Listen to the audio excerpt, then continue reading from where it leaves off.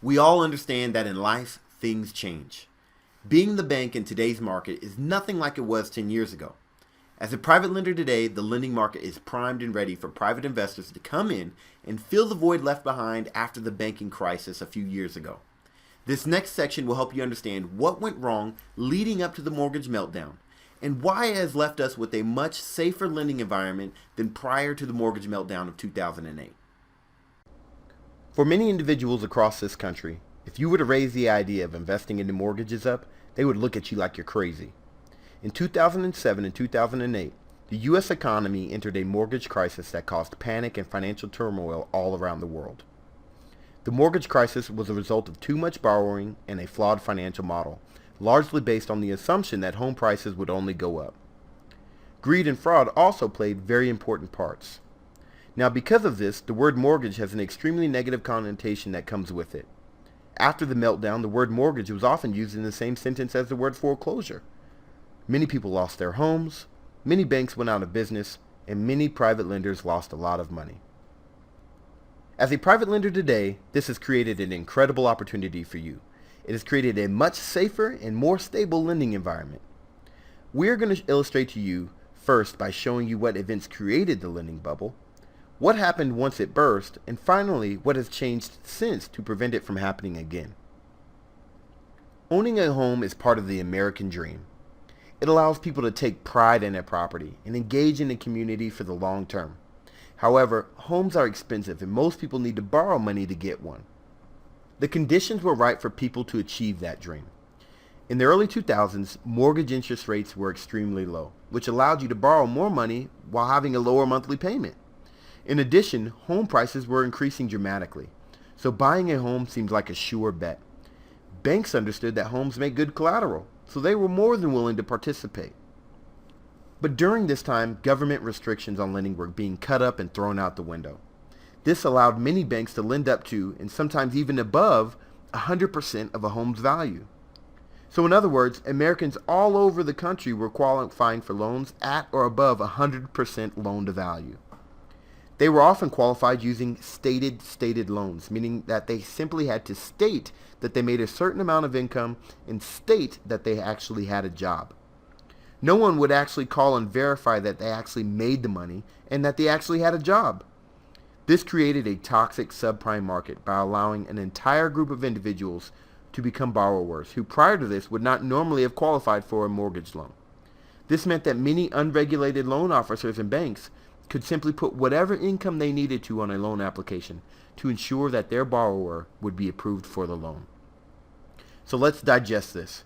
You could essentially qualify for any size loan, even with bad credit, without even having to put any money down.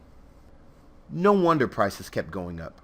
Appraisers, who were also highly unregulated at the time, could simply place any value they wanted on a house.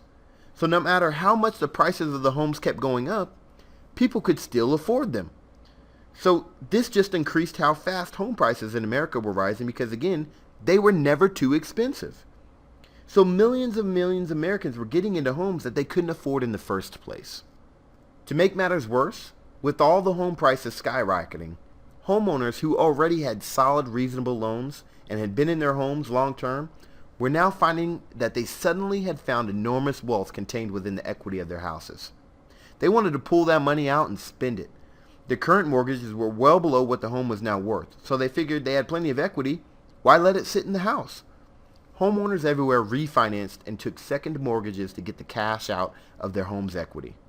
This created another toxic situation where Americans who had been in their homes for 10, 20 plus years were now riddled with debt and inside homes that they just couldn't afford any longer.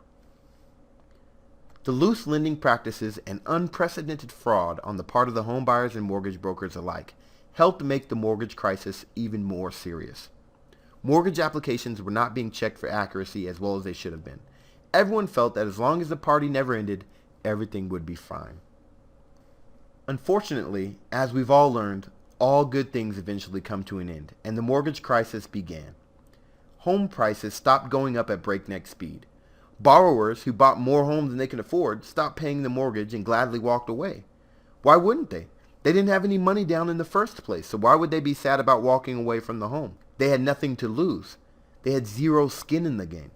Many of the longtime homeowners now found themselves unable to pay their monthly payments because the second mortgages they received that they used to pull the equity out of their homes, those rates skyrocketed as the interest rates rose.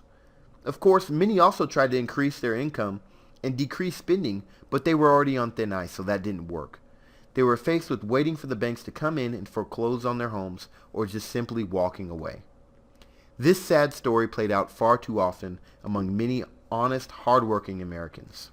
Traditionally, banks could recover the amount that they loaned at foreclosure. However, home values fell to such an extent that banks increasingly took hefty losses on defaulted loans.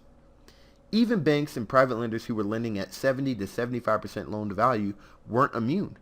Across America, you saw home prices fall as much as 40 to 60%, sometimes even more. So there were millions of loans written during this period that were sitting on the bank's books. And there were no way that many banks, especially the small ones, could withstand losses of 40 to 60% on the loans that they were lending on. Because of this, we started to see banks going out of business all across America until eventually the federal government, through multiple stimulus packages and bank bailouts, saved the largest from going under to prevent an even larger financial collapse. The sad part of it is who foots that bill? That's right, we did, the American people. The banks were bailed out by the very people that they were preying on. History shows us that often when something is destroyed, something stronger rises in its place. Fortunately, the storm eventually passed and the sun began to shine again on the lending market. For private lenders today, what has emerged is a safer and more stable lending market. Two major things have occurred as a result of the mortgage meltdown: increased regulation and a potentially once-in-a-lifetime opportunity to invest and lend in the real estate market. As the government often does, when something goes wrong due to a lack of regulation, they usually compensate with an extreme amount of regulation. Prior to the mortgage crisis, appraisers, mortgage agents and loan officers, and even mortgage brokers were all highly unregulated. In many cases, and in many states, all you needed to become a licensed appraiser or mortgage agent was fill out a simple form and pay a fee. Since then, the Mortgage Lending Division, which is the regulatory body over these individuals, no longer requires agents to just pay a simple fee and fill out a form. These agents have to pass state and federal exams. They have to go annual continuing education on ethics and business practices, as well as pay substantial fees and provide thorough background checks on all new agents. In other words, not just anyone can be in a trusted position anymore. Those remaining in the industry are now quite often seasoned professionals instead of individuals jumping in for a quick buck. The other positive outcome is the fact that the real estate values are now at rock bottom prices. The real estate market is just like any other free market. The values of real estate are derived from supply and demand. The price is only going to be what someone is willing to pay for it. Home and real estate prices continued to decrease until eventually the prices were in line with where they should be. This created a market where there is an extremely little chance of ever seeing another drop of 30% or more. It's already at rock bottom. So if you're lending money out now, you're not having to worry about losing all your collateral or the loan dropping below 75%, because remember, the collateral that you already have is already at the bottom of its value. The first thing many of us have learned about investing is buy low and sell high. With prices being so incredibly low at the moment, there's been a gamut of new investors jumping into the real estate market to obtain great investments and flip rehab projects for good money. This has created a large market of potential borrowers for a private lender like yourself. After the banking crisis, institutional banks like Wells Fargo and Bank of America are only sticking to cookie-cutter standard loans. There is a ton of safe interest to be made out there lending to all these borrowers that have strong collateral.